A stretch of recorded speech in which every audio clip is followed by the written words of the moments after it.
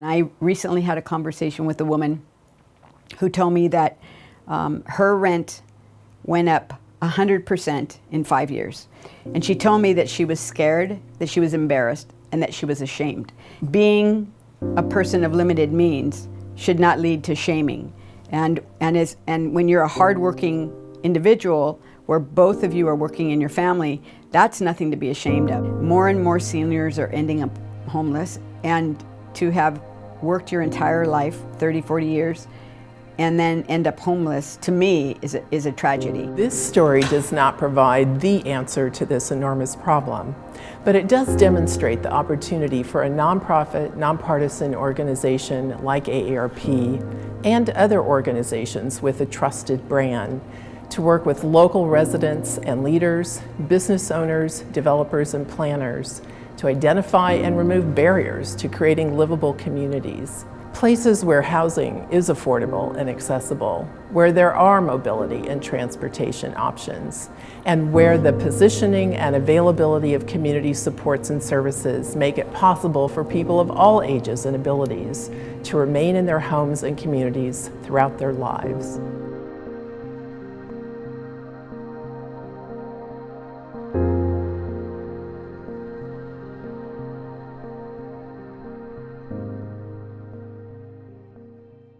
A charrette today refers to that intense period when you're bringing together a lot of designers, engineers, elected officials, and planning code officials that gives the community a chance in real time to make suggestions, to see what they're interested in, give input to the designers, and for the designers to present their ideas to the community and get feedback.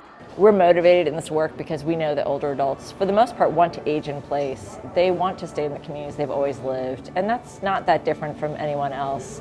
Most people, that's where their social connections are, that's what they're familiar with, that's where their loved ones are. So the degree to which we have communities that are or are not supportive of people's ability to age in place, really that's where AARP's interests lie. I've been such a big affordable housing advocate for so many years.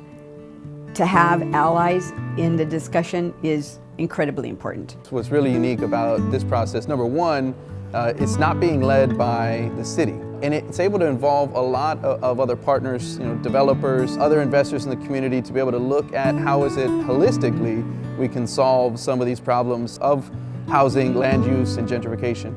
People need to feel that they're part of the process, and not just feel, but actually really influence the process, because in the end, I actually think the public makes a better decision overall. Sometimes the experts don't get it right. When I see what's happening here is that there's an active way to get people involved in many different ways, like the barbecue cookout. We're getting people together to think about their neighborhood. Getting more people to be involved in the process is just so important to creating a great city. Imagine, what could we do? What tools do we have, either from AARP, the state of California, the building community in general, that we can improve that to make it more livable and answer that bell, answer the call of how do we provide affordable housing. Especially here in Silicon Valley, in the San Jose metropolitan area, which is the most expensive housing market in the nation right now. We're seeing the highest number of first-time homeless who are seniors than ever before.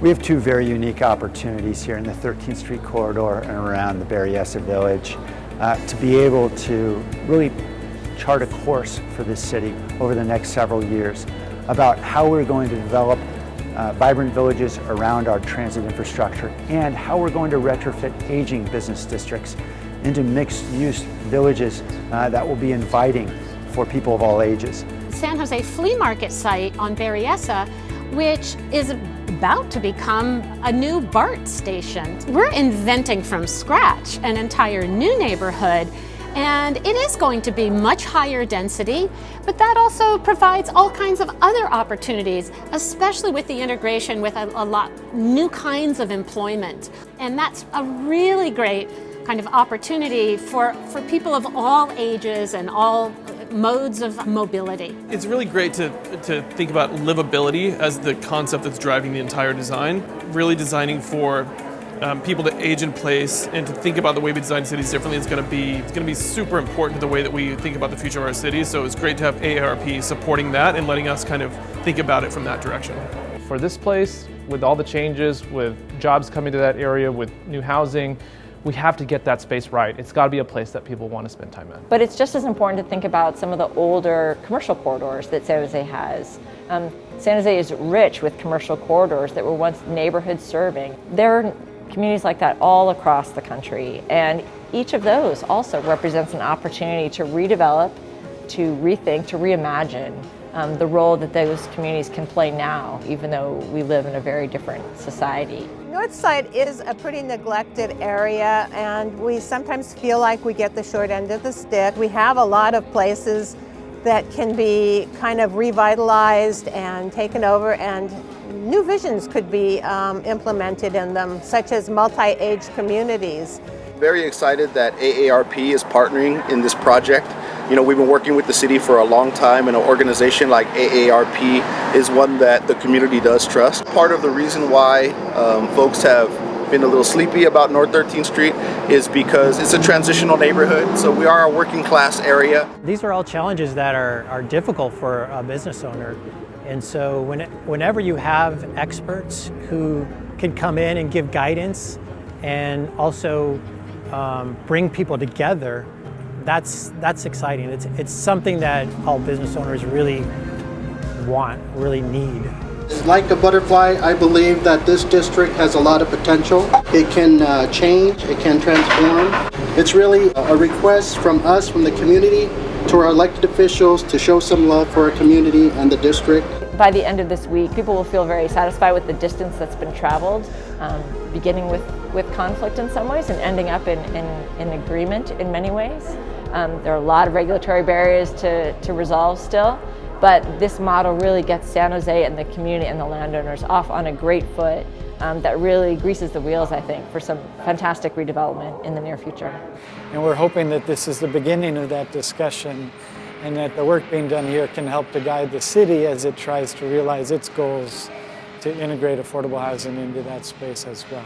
After coming to some of these presentations throughout the week, and then this final presentation, it's an eye-opener, and it's inspiring as well. So we're excited. I'm excited about the possibilities. This is an important conversation for all communities to be part of. We know we're aging as a society and as a nation. We're going to have more people over the age of 65 than we do have under 18 by 2035. And so what that means is this is a conversation that's great to have in San Jose, but we need to have these kind of conversations all over. What are the components of this process that we can take and replicate in other places so that you can use this idea, you can use this technique to really invite community input in a way that is very thoughtful, but it's also very productive and forward-looking and applied. So we're playing a little bit behind the curve, but if we all get on the bus together and rally around improving communities and empowering our neighbors, then the mission of AARP is alive and well, and our time here hasn't been in vain.